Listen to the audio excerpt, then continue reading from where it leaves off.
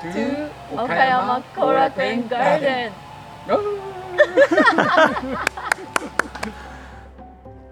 Korakuen Garden is one of Japan's most famous traditional gardens. It is a masterpiece of Edo period landscaping.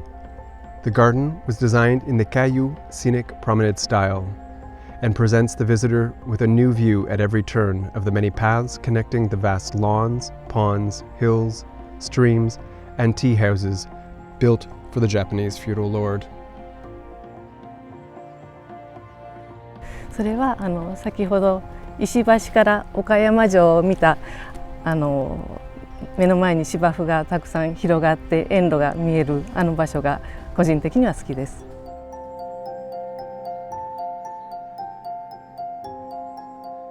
金沢の兼六園と水戸の偕楽園、岡山の後楽園の3つが、日本三名園と言われておりまして、その中の一つです。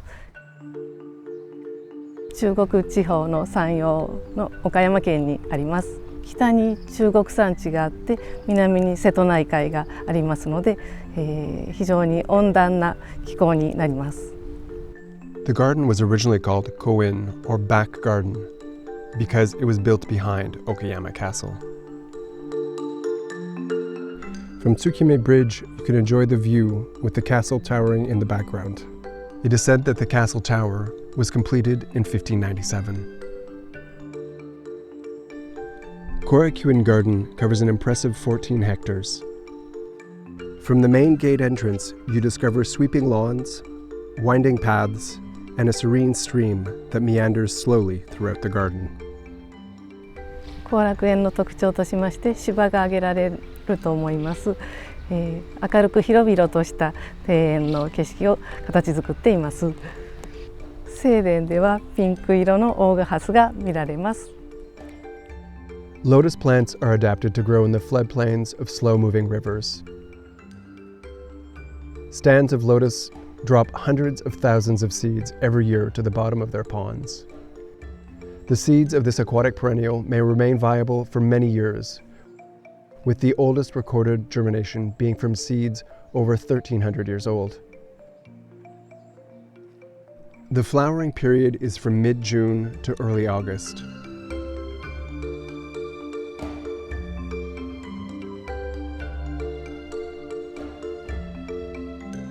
花菖蒲畑」では90品種2000株の色とりどりの花菖蒲を見ることができます。Iris insata is a perennial growing to 80 centimeters or 31 inches tall.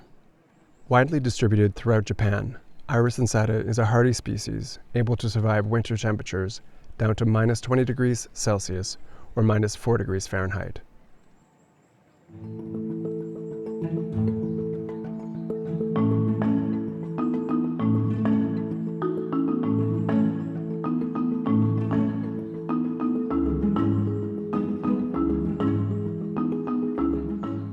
藩主の居間である延養亭から東を眺めた景色がとても特徴的です。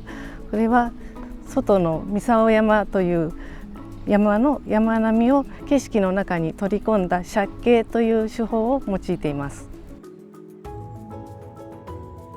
Used as a place to receive the Japanese lords when they visited Korakuen, this house is the central structure in the garden. It offers a broad vista of Sawanoike Pond and Mount Misao in the background.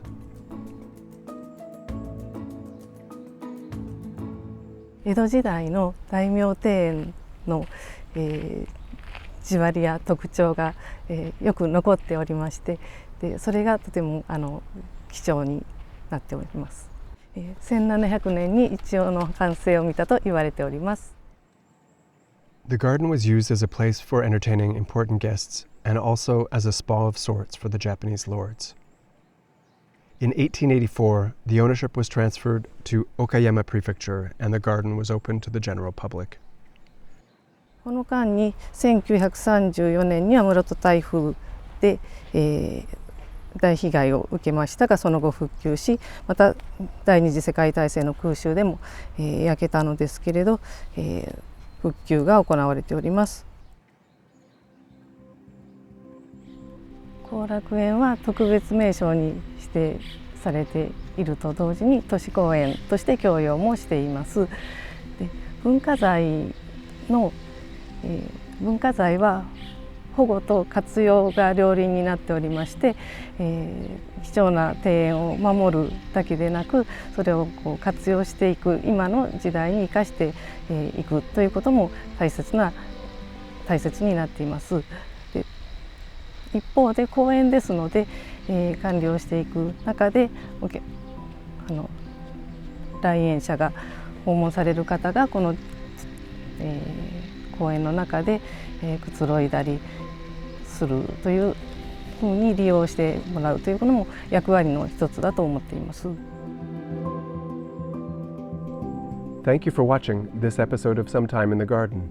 To join in on the conversation, click like and subscribe.